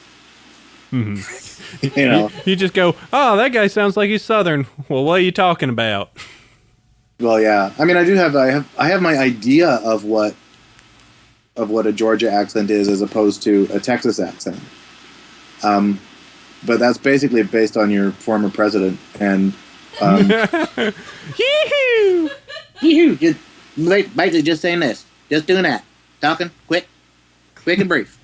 Texas. So that's everybody in Texas now, which, again, everybody in Texas, there's regional accents within Texas. Yep. Whereas Big Macintosh, I don't know where he would be from in the South, but he's more South. He's got a pretty drawl. He's got a drawl. I don't know where that's from, that accent. I don't know. It seems like it is very much the standard Southern, maybe I couldn't even pin a particular thing because, for instance, Alabama just has this weird, like, real hard R's, really hard ones, which I always find hilarious going back and listen and going to see my relatives, and they're just like, oh, how you doing? It's so different when I grew up in Georgia, which gets a lot more northern and other cultural influences. And so its voice is far more like this, where, it's a little bit more mixed, but definitely slower. And then since I've moved out to the Bay, that's all kind of vanished and gone away. A little twinge of it's still there, but definitely a faster speech and, a different cadence and rhythm to how I speak now. But yeah, it's somebody's saying Applejack is actually East Tennessee, which... Well, if that's the case, then Big Macintosh is my best East Tennessee because on the very first day, I came in to yup and nope and say all my stuff about fancy mathematics or whatever, and the note was try to sound a little bit more like Applejack. So whenever I yup, I'm from East Tennessee. If Little Ribbon, if you're correct. There you go. Perfect. So straight out of Knoxville. Yeah. So let's see. Oh, hitting my little sound switch over here. Let me think if there's any other questions that our crowd may have out there. We can always go in, talk just a little bit about the relationship. Of course, you're going to be at BabsCon, which is about the pony thing. Yes, a week from right this moment, I'll be probably answering many of these questions live and in person. Get to handle them all with a crowd of over 1,000 at this point. It sounds like. That's fantastic. It's going to be. Can't wait to see you all there. You'll all be there, right? Oh yeah, we're both going to be very much present. I'll She's be working my butt off. Oh, Little Ribbon, you didn't. That's the best one. Nice, good one. I love it. Someone get Megan McCarthy on the phone. Yeah. Oh, perfect. So, of course she is. They would eat that up, or maybe that just seems like too perfect down that route. But yeah, so we got the con going up, the entire pony thing. This definitely for you seems like at least from my experience and my knowledge, the first real community that's kind of blown up around something that you're a part of. Yeah, I mean, I think my roles on other things have been small enough that they haven't really mattered to people. Like, I know there's a huge Stargate community, for instance, and possibly a reasonably large Fringe one, for instance. But they're not that interested in me because I just had, a few lines here or there. But this is interesting to me, although in a sort of reverse way, because even though this community has blown up around me, and I really only have a few lines. I think the character has more resonance, so that's exciting. Thank you, always. Well, you're also just a really fun, gracious guy, and that's you're the type of person that makes silly jokes, makes silly vines, and makes silly Twitter jokes, and then jumps on even more silly podcasts with people wanting to interact with you. Well, it's fun. And the entire change of social media, that's kind of been the most surprising thing moving into this fandom and everything, is just the social media interaction, even to the point that I think a lot of people have had to kind of figure out, okay, this is the guidelines, this is how far you go, and this is when you actually have reached too far down that road. Yeah, there the lines haven't always been clear, and I'd like to think that I have a pretty good idea of how far I can take the thing and how far I can't. But every now and then you tweet something which is sort of a little bit too far, and then sometimes you feel like I should have said more about this or that. But then, coming the other direction, some people I think also don't understand what lines need to be in place with me. I'm out there and I'm present. I love to interact. But then at the same time, it's like, well, it's just I don't know how to talk about that. Really. But, sometimes people should filter themselves better. No, perhaps, yeah, I guess that's it. But at the same time, I don't want people to feel like they need to filter themselves with me. I'm happy to have any discussion and conversation with anybody. But I think I also physically can't read every tweet that gets sent my way, right? Like, I just can't keep up with it. I think it's a very different thing for many people to actually have that kind of direct, even a semi-direct interaction with someone that is part of something that they enjoy. Like, for the longest time, it was one of these things where, oh, I like this, that's great, but I'm never going to be able to actually talk to this person. And now you could technically get, Peter New retweeted me. That flash of, internet fame. They actually know I exist for just a fraction of time. Well, I'll always retweet anything that I read that amuses me, and I'll always, I love to interact with it. I think it's really fun. That's what it comes down to for me. It's a good time. Fantastic. Let's see. I don't want to handle, unless you want to hang around for a little bit longer while we go a little bit more depth into news and emails and everything like that. You're welcome to stay for as long as you want, Peter, because it's always great to have you on. I do have one more question I'd like to bring your way, which is, what kind of beer do you want me to bring you at BabsCon? Oh, wow. You're there in the Bay Area. One of the things I like the most about traveling is food and drink of the regions that I visit. So the answer to that question is whatever you think is a great Bay Area microbrew that I may or may not, I probably don't have access to here in Vancouver. Absolutely. There is... I think I know the exact place. There's a great brewery, probably like 10 minutes from me, called Drake's, and they've got some of the most gorgeous stuff. So I'll make sure I'll get you a nice collection of some of what they got. That is very kind. I've never heard of them, so I'm very excited. Oh, they are. Yeah, there's a bunch of them. I'll also see if I can get you the big. The one big crazy, like everyone loses their mind in this area beer is called Pliny the Elder and Pliny the Younger. And they're these super hoppy IPAs, but they're done in such a way that it actually, like, I don't like IPAs just because I tend to find that they taste like Advil, or they taste like, you know, they just have that such a bitterness that's just like, I have to have like something so strong to counteract this. IPAs can go either way for me. But sometimes I like them and sometimes I don't. This one, though, for some reason, even though it's supposed to be one of the, it's literally rated the best beer in the country, in the U.S. No. So I'll see if I can procure a bottle of that. Pliny the Younger, I believe, is the one that is like a limited release. People are lined up for around the block to get it. But Pliny the Elder is the one I can definitely get you a bottle of, and I'll get you some Drakes as well. Wow, that sounds like I'll be all set. All right, fantastic. Thank you so much. So great to have you. Do you want to hang around for a little bit while we go and hit news? I'm gonna walk away from my computer for a few minutes. Sure. When I come back, I'll come back. So all I'll right. see you guys in. Awesome. Cool. Go handle that. All right. Jeremy, what do we got news-wise? What's been going on in the world?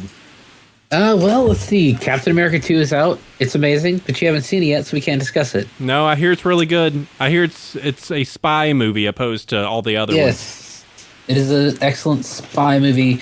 It is the least super-powered superhero film in a good while.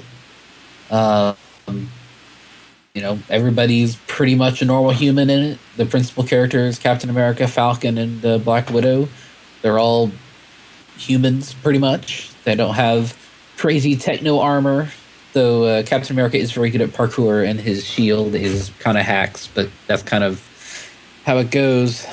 It's really good. It's very Metal Gear. It's very spy thriller. I've heard people compare it to a Jason Bourne film, except Captain America. Hitting fools with a shield. Yes. And crashing through walls and all sorts of crazy stuff. Yeah, I definitely mean to go out there and go watch it. Maybe I was just waiting for the crowds to die down a little bit, which this weekend might be good because it's second to Rio. Yeah, bird film. Somewhere tech is going like birds. Yes, birds, lots of birds. That is not a movie on my radar, but you know.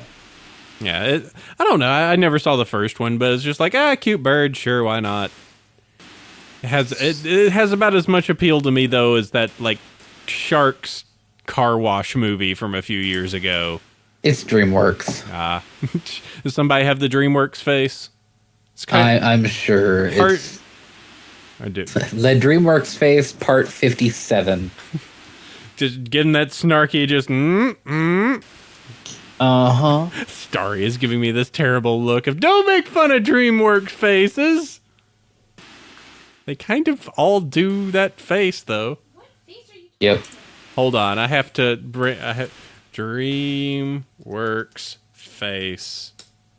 Yeah, that is one of the things that it's just. I don't watch a lot of their films. I haven't seen Despicable Me 2, though I really like Despicable Me 1. And that one's DreamWorks, I think. But yeah, there's a lot of animated stuff that's not from Pixar that is just not worth looking at, in my opinion. Ooh, I know, AC. We could get a copy of Food Fight and watch that and take shots every time we want to die. And we will be dead by the end of the movie. Oh no. There you go. There's a little dream. That's not a good one, but that's the DreamWorks face meme where everyone has that side smile. Okay. That's very interesting for an audio podcast. Yes. But it's, Captain America 2 is really good, and, Guardians of the Galaxy is coming out in August. Ooh, that's the one I'm really psyched about. Yeah, that'll be really cool, because it's Marvel Cosmic. They don't have to really do anything that makes much sense. It's aliens and spaceships. They don't gotta explain nothing. There's a fantastic comic, which is the entire thing of DC going like, yeah, we're not sure if Wonder Woman is actually, going to be a viable character for a movie. And then it's Marvel just going like, we have a raccoon with a gun. And he's friends with a talking tree. Who just says Groot. At least from the comics. Yeah, it would be really good to... I'm looking forward to that, so that'll be great. So, I noticed there's some more WildStar stuff here, Sandy. Yes. I will, I will be pimping the game. I'm excited. They put out the new UI and all that. It has gone gold, which means that they are now in the polishing stages. They recently launched this massive, near the end of beta patch that was like 78 pages long if you typed it out. Basically balancing everything, adding in a bunch of other stuff, and getting the game ready for launch. It comes out June 3rd. But they did a pretty good panel at PAX East. I was only able to catch part of it, but they went over a lot of the late game stuff, the raids and how rock hard they look, and things like the war plots, which is consensual PvP against basically it's guild versus guild, and it looks insane.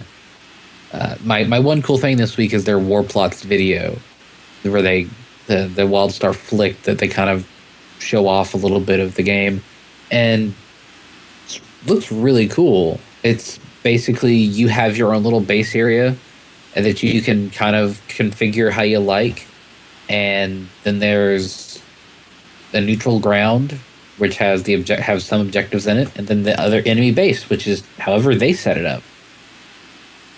And they can even apparently capture raid bosses and use them to attack the other. It's like you and your guild could capture a raid boss if you're lucky and put it in your war plot and use it to defend, which is ridiculous. It seems really fun. So yeah, I'm excited. Comes out June 3rd. I'll be playing the head start, but there's no beta with this weekend, and I think there's beta during BabsCon, but I'll be okay. I'll survive not being able to play BabsCon or play during BabsCon because I think I'll be a little bit busy. Well, are they still in the like server wipe territory where it's like if you play much more, it's just what's the point? Yeah, it's they're still gonna have a wipe before the end. So I've played the various classes. I know what I like. I know what I don't really dig. But again, they've patched everything again. So we'll see. Ultimately, I'm going to play the game. I'm going to have probably one of each class. And hopefully I can meet a bunch of people that are playing it. I may end up in the V guild or whatever. VG, not V. And just kind of play with people. Because the game is designed to be very social. Kind of need groups for some content. You can't just, walk up and punch an elite and expect to win. As I have tried a couple times, it doesn't work that way. So yeah, it's pretty exciting, and they've archived their entire PAX video, their PAX panel on the Twitch TV there. And speaking of PAX, there's going to be one here in San Antonio. It's only a few hundred miles from here. I'm going to really try to go to that because it's such a big deal that it seems like it's become such a huge thing in the past decade that I kind of really want to go. I'd love to go to PAX Prime at some point, but the tickets sell out in like 10 minutes every year. And Comic-Con is almost worse. And Comic-Con is an entirely different beast as well. Yeah. Yeah, Comic-Con sounds like a nightmare and a half, because I admit that PAX is a really, really huge thing, and I get kind of weird about huge crowds sometimes.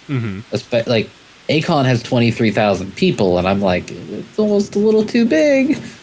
I much prefer cons in the 5 and lower range, 5K lower, but I think it'd be worth going just for the spectacle of it all, If Peter's there, I wonder if he's been to Comic-Con. Actually, have not yet been to a Comic-Con. Yeah, the San Diego is one that's frightening enough, and just the sound of it, just like, I don't know, there's like 120,000 people filling that city during that time. I recall, Dragon Con, which is, 40,000 people in the center of Atlanta, and even finding that to be sweltering. I would love to experience that. I have the largest cons I've ever been to. I mean, I guess probably BronyCon 12 was probably the largest one. It was about 4,000, I think. Mm-hmm. Yeah, that would be, well, we should see what we could do. It'd be that'd actually be something kind of nice if there was any way to poke MK Toon or someone hard enough just to be like, send him to Comic-Con. You do voice stuff there. Come on. Well, I think if everybody started watching more Littlest Pet Shop, hint, hint, and started to, really kind of go, Sunil is really the best, hint, hint, hint. And also that Butler is Francois, hint, hint. I don't know. Russell's pretty good. I kind of like Russell, though. Really kind of like Russell. Then there's Vinny. I think that Sprinkle Cat's pretty funny. She's cute, but she's sarcastic. But she's in like one episode, so. Sprinkle Cat's pretty good. Kyle Rideout doing Vinny is hysterical. Oh, it took me a little bit to figure out and warm up, and that's just like, wait, that's Ed. Like, oh God, that's great. Like that was hysterical. It's just fantastic. Fantastic in that role. Let's see, Battlestar Galactica. Woo! Hey, sweetie, there's another Battlestar Galactica reboot. Are you psyched? She's still upset about Caprica. Are they going to shoot that here again? Do you know? I don't know. Peter's looking for work. Yeah. I never even once auditioned for Battlestar Galactica the whole time it was. But hey, this time you could be a Cylon. I might be a Cylon. You could be a toaster. Peter New, be a Cylon. Again, you need to. Well, no, I mean, find some producer. Yeah, pitch us. You're a Cylon. Do your best Cylon voice. Well, if I were a Cylon, I'll tell you one thing. This is what's going to get me the job. If I were a Cylon, I would actually have a plan that I would reveal at the end of 5 seasons instead of abandon in season 3. That's what I would do. Shots fired. Yeah, it's okay. I totally feel the same way. That Battlestar Galactica, I ended up dropping that one fairly hard. I got... Sabrina really likes Caprica, but we tried Battlestar, and it was just one of those things of getting towards the end. It's just like, trust us, guys. We're going to resolve stuff. Like, I don't think you are. Like, could you just do more ship battles? Those look awesome. Yeah, your special effects were totally rad. Could we just do that? Instead of just sitting here in a room commiserating about what is being human. Yeah, we had data for that, didn't we? Can we just watch some STNG and we can have that conversation? Oh. And we've been watching that too. Just watching Frakes that's Riker. But just watching him just completely... That's such a great... He does such a misunderstood but very good job of just acting that completely detached, even to the point where the other characters are just like, all right, enough, you've said too much. Like, we don't care anymore about any more information. You're good. Let's see. Next up, so Battlestar Galactica. Yeah, Game of Thrones. It's a really popular show. It's back. It's also getting pirated like crazy. Wow, what a surprise. It's one of those things that, HBO's a premium channel, Game of Thrones is super hot, and HBO Go could not support the actual subscriber base. Now, a lot of it was people sharing accounts because apparently their account security is rather lax. So people just like, well, I'm just going to pirate it. Come on, HBO, Currently, seriously, get with the Netflix. Let's do it. like 1 million downloads of the season opener. That's not really that impressive, but that's a lot of downloads. Mhm. People seeing Daenerys like make her dragon beat people or whatever happens. That's one of those things where I'm gonna have to, if I ever want to watch Game of Thrones, I'm gonna have to read the books and then watch the show. No, don't feel like you got to do that. That's I don't know, man. like it is really the first season is the first book. Like it is. Like they actually do a very, very good job from what I hear. I've not read the books, but every source I've got has told me they do a very good job of condensing a lot of that information down into the story itself. So I think that it's totally, in this case, it's totally fine to watch this episode or watch up to the point that you need to and then go back and read it. Because otherwise you're just going to get yourself into this back and forth chase of just like read the book, watch the season, read the book, watch the season. You're already disconnected enough. And the books aren't very linear. Like it is very much like jumping from this person's point of view over to this person's point of view. And the show does a much better job of ensuring that you don't get lost. There's a ton of characters. There's so many. Even the show, it's sometimes easy to lose track of characters. I could only imagine how much more difficult that would be in the books themselves. Mm-hmm. Yeah. I will say that an interesting idea that someone came up with is that part of the reason why HBO does have, as you said, kind of some lax policies on their video is the fact that they're actually kind of testing the waters for there being a pay-only option for HBO content. That there could be a go to their webpage, pay this much a month, you get to watch Game of Thrones, you get to watch whatever you want off of their website, and that, it's like an HBO only Netflix. Mm-hmm. And there's been other things. The WWE just came out with their network that has been, for all intents and purposes, done gangbusters for them. They're getting people paying $60 every 6 months to watch wrestling, and to get streaming content and anything that they want off of their catalog of dudes lifting other dudes. And I subscribe to the catalog of dudes lifting other dudes. It comes quarterly. Dude lifting dudes quarterly. Lifting other dudes. Really, really interesting catalog. So some consider it an art. Some consider it an art piece. Other ones, soap operas for dudes, Yeah. The furniture section is my favorite. Furniture. All kinds of steel chair action. Yeah.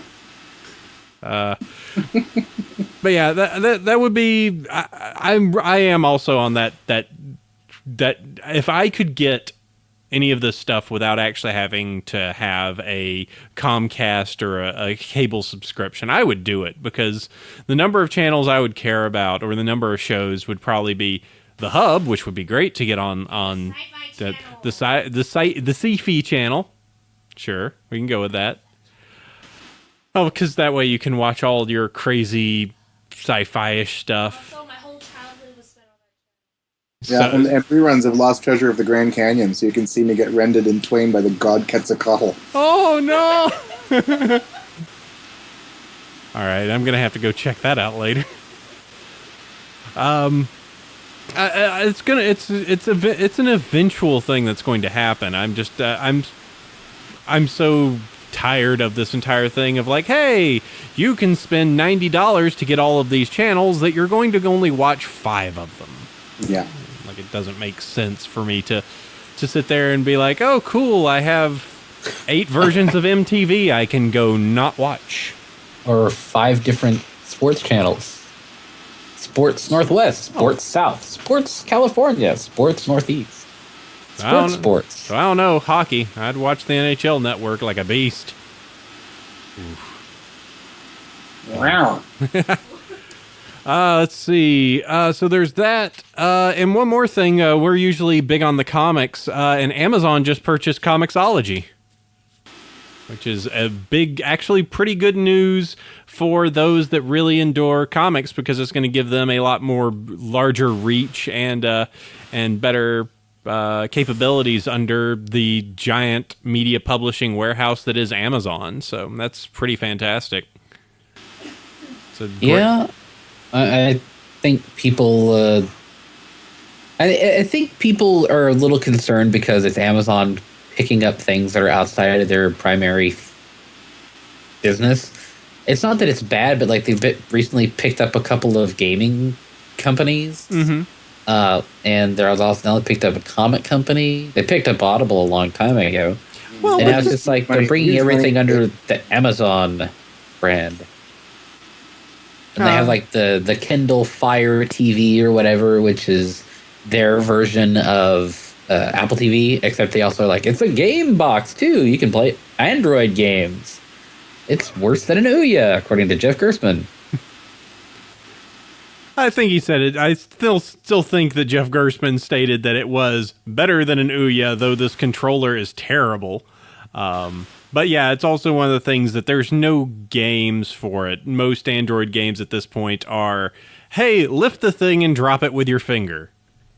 You know, to use it with a controller or a remote control will take a little bit of time.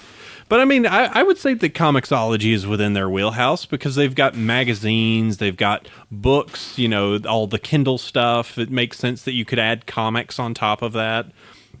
You know, I've really wanted to try out Audacity, which, by the way, Audacity, you do support podcasts. So if you ever needed one to do some advertising on, by the way, you know, might be. It seems like that it's within. It's not anything like Facebook getting Oculus Rift weird, but I still think that it makes sense, and it gives them a much larger parent company to live under. So, hey, I know about big parent companies. big Bay Area parent companies that love to gobble up smaller companies and absorb them. My parents raised us as a company as well. I understand what you're going through. It's like, sorry, little Peter, your grades weren't very good. We're going to have to spin you off. We're going to have to, yeah. We're going to have to downsize. I used to have 7 siblings. We're gonna have to take these drawings that we put up on the fridge and sell them so that we can. Yeah. The shareholders are unhappy. My fridge drawings weren't turning a profit, you see, so they were deemed to be useless. Yeah, the board voted them off. Instead, we put Susie's drawings up here on the fridge because they have a better ROI. They tested better with the audience. That's right. They did. There we go. That's the end of that. I gotta go. So that's that. You gotta go, Peter? Gotta go. All right, that's fine. We are near. It's been a blast, though. Thank you for letting me sit here for a couple hours and yak with you. It's been a good time. Hey, We'll see you next week. the whole point. Great. Yeah, we'll see you next time. Great having see you next week. All right. Bye. See you all at BabsCon. I know every single one of you will be there with bells on. Absolutely. And we will shake hands and laugh and have happy. There you go. Beer. Bells are being rung. Take it. Have a good one, Peter. All right. You too. Bye. I like that man. He's nice. And hey, you know, since we're going to be at BabsCon, it'll be a great opportunity for us to talk to a couple of the agents who will be there on site and be like, hey, let's arrange some more interviews like this. Yeah, and I like it because we can be a little bit more free and not be like, so Pony, how you like Pony? Pony. Pony. He does a lot of pets. He got ripped asunder by a thing. You know, he was in space. We talked about. I enjoyed that really long discussion that we had about science. That was great. Yeah. Science. I said science again. All right. Well, let's go ahead and wrap this up. We're actually at one cool thing time. Yep. So I got to go find things. My one cool thing is the WildStar Warplots flick. It's pretty cool. The guy that voices I'm pretty sure the Granite Mercenary that's in the Warplot, the voice actor that does that guy. It's also the guy that does Winnie the Pooh. Same voice actor. There was that great the table read, which is the where they had Darth Winnie the Pooh. Yeah. That was pretty fantastic a few days ago. Let's see. They don't have an IMDb thing yet. I don't think that says who all's in there, but I know that Tara is the RN queen. All right. Well, I've got a few things I can offer for goodies, things that you guys can do. So my one cool thing is going to be multi-part. First off, and I'm going to take some of this. One cool thing to take care of the BabsCon prep. What are we doing during BabsCon? So Sandy is going to be watching over a particular guest for the most time. Yep. So he will be in the shadow. I will be doing media stuff and talking to people and being a general scumbag. And we're also going to be doing a couple panels. True. We are. So I know that... let's see. So the first one we are doing, there's definitely the tabletop panel, which I should probably pull up the dates and times on these. Seems like a smart move. Whichbabscon.com. Go check that out. And I've got a new one that I just got added to, which I'm going to need you guys in the chat help, because I want to do something, but I need to figure out what. And we'll talk about it post-show, but I'll tease it here. Okay, so the first thing, I don't think we have anything set for Friday. Friday is pretty wide open for us, so we're probably going to just be bouncing around and doing our silly. Be interested to go check out the My Little Pony CCG tournament and see what's going on with that, since I have a bajillion cards. Actually, let me take that back. I do have a panel on Friday. I'm going to be doing the MLP novels with GM Barrow on Friday. Scroll over. That's going to be at 4:30 in the cosplay / arts and crafts room, the Hall of Magic. Ooh. I love that. So that's the first one. I think that's me. Sandy, if you want to come along, I have no problem. That seems good. I will see what my schedule turns out to be. The one panel that I can pretty much guarantee that I'm going to be on is the tabletop one, because, well, it's pretty late at night, and I don't think I'll be needing to escort my VIP that late at night, but I don't know. Mm-hmm. So that's going to be 6 p.m., the Savage World of MLP tabletop, taking place in the Trixie's Tables tabletop game room. And you can catch us there. We will be playing for several hours amongst the other tabletop gamers doing their thing. So we will be doing that. It will be myself, Sandy. With how late it is, we'll probably be able to get Pixel Kitties, and we'll see who else is available. We'd like to get Dusty if he's able to make it. Paige can be our fill-in, but we definitely are. We've already been warned that we're going to need a dirty unicorn, Sandy. So just so you know. Oh, man. Oh, no. I know. And the last thing, which I have just gotten the confirmation on, and I am hosting, this is going to be at 12:30 in the Guests of Honor against Hall of the Royal Pony Sisters on Sunday. I am going to be your host for the voice actor panel on Sunday. And I need snap. And I am going to need your help, because there is something that is not in this schedule that needs to get done. Ladies and gentlemen, we need a table read. So give me your ideas in the chat. Email them to me if you think it's a great idea. What would you like to hear them table read? We've heard Star Wars plenty of times before, so I want to try something a little bit new and a little bit different. So if you have an idea, I know that Starry brought up Indiana Jones as an idea of a table read that could be really, really fun. But anything you think that would be great, no fan fiction. If it can, let's try and avoid Pony just to be on the safe side. Also, so that, we can try accidentally hear, I don't know, Fluttershy or Twilight or whichever voice they decide to use in some sort of strange alternate universe where they're crossed over into this world. Oh, the Princess Bride. That's pretty good. I kind of like the Princess Bride. So, so if you want, that's going to be on Sunday, 12:30, giant room, all the voice actors, all being silly. So we will do that. We will have that fun prepared for you. And I'm sure we are going to be spending a lot of time and hanging out with all of our media dude friends. And you can probably expect us to be kicking around the My Little Pony group, the /MLP, and going to be joining whatever crazy party /ball. And we'll be recording stuff throughout the week. So you can very well, we may just drop gear and be like, all right, we're doing a show. Fine, this is it. So the party will never end. It sure won't. My next thing, I demoed them before, but we've got a larger stack. Starry has a table at BabsCon. Go buy things from Starry,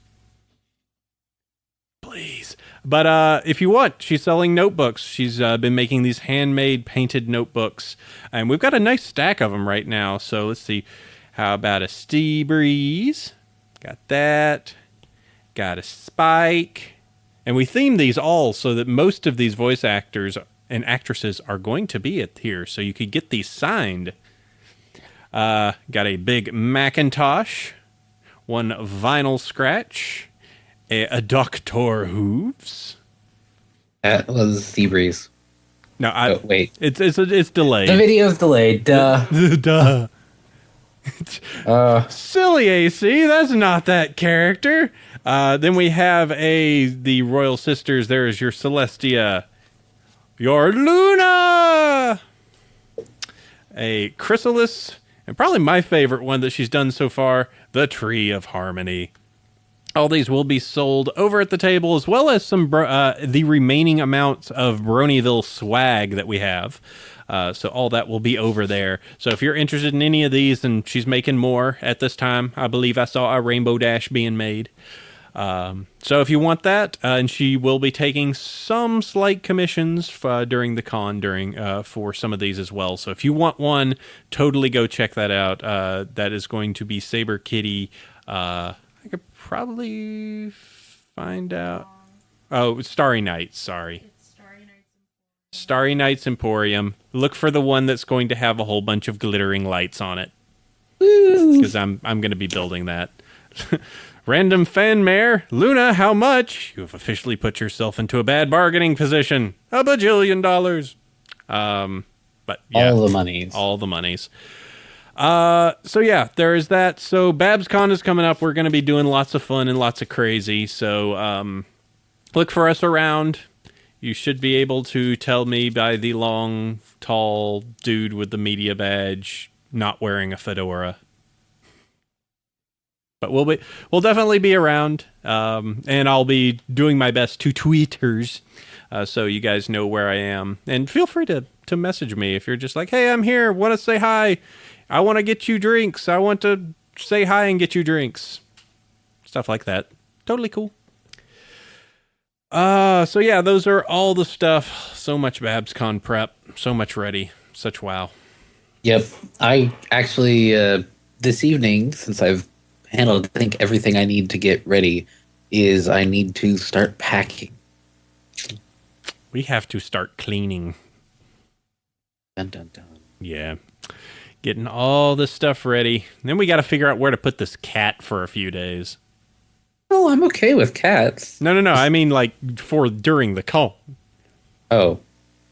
Yeah, we can't just leave them here. Giant bowl of food. Take care of yourself, thing. He will love you to death because he's a cuddle. Yeah. Either that or he'll try and run over you and fight your face. Oh, I will live. The only thing is, like, I hope he doesn't decide to chew up my CPAP's posts. That would be bad. No, he has a weird fascination with crinkly plastic, not standard plastic. Well, this is kind of crinkly, so I probably have to make sure I just put it back up Yeah, in its little case. Yeah, the crinkly stuff. For some reason, he's just nuts for crinkly plastic. It's bizarre. But yeah, we just need to get all of that taken care of. Hey, and what about that pony episode this week? It's probably the best one I've seen. Yeah, I mean, Pixel's live tweet of it was amazing. Yeah, it was just really... That love triangle with Trixie was quite fantastic. Yeah, well, what can you do? Yeah, can't get any better than that. All that panda rings. No. And then it crossed over with Littlest Pet Shop, and that was weird. Yeah, the whole Sunil hanging out with Big Mac, they were just like, hello. Yep. Yeah. Just didn't say anything. They just looked very nervous. They both seemed very uncertain about this situation. All right. Tell you what. That's it. That's FU. That's what yes, that was it. Yep. It's over. Lilith's Pone Shop. Pretty much. All right, guys. Thank you all for joining us this week. Thank you for Peter for being on. It's always good to have him on. And we'll probably record some silliness with him. Maybe at BabsCon. It depends. They're going to be busy Phillies, so all that goodness. But yeah, thank you all for listening. We do love our fans who join us every week, be it over on Justin TV or if you're, just simply out there on the internet downloading podcasts like a fool. Downloading shows with a reckless abandon. Just all the megabytes, all the sound files. All my bandwidth. Bandwidth. Hitting reload, re-downloading. So yeah, and always, Jeremy/Sandy. Count on me. I do, because you're a Thunderbringer. And, yeah. So let's see. The current website for FU is BronyShow.com, BronyvillePodcast.com. If you want to email us at Bronyville@gmail.com. We'll be changing that once Sandy is over here because we're going to spend some intensive time actually breaking out FU into its own thing. So we shall be working on that. If you want to leave us an iTunes review, do it for Bronyville. The Bronyville listing on iTunes. We always love our fans leaving us little reviews, keeping us up there, fighting us against the powers that wish to push us back into the oblivion. Yep. Let's see. Email. My Twitter account is at Bronyville. Mine's at Chef Sandy. And let's see. Brony's Northern California thingy. Brony's in North Texas. And BabsCon's next week. Woo! We're going to be there. Oh, one more thing I should probably add right here at the end, which is a terrible time to do it. There's the Goldies. Yeah. That's the thing. If you want to, that is over at poniverse.net/register. And then go to nominate.goldieawards.org. Bronyville's listed there. We got to fight Dusty Cat. So if you want us, if you want us to win an internet award show, you should go over there. Man, internet award shows, those never end well. Gee, I was very upset to see that the Golden Muffins were not nominated for Best Award Show, but there also is not a listing for Best Award Show. So an award show just nominating. That would be incredibly meta. An award show nominating the Best Award Show. So if you want, that's over there. As said, Poniverse, register. I'll drop that in the chat for people. For people who want to do the thing and do the votings. If you think this bad show's good enough to win an award, fine. So do that, and I'll make sure it gets listed in the show notes and everything. So, yep. Go do that. Go be a thing. Nominations end on Wednesday, so if you're listening to this on Wednesday, go!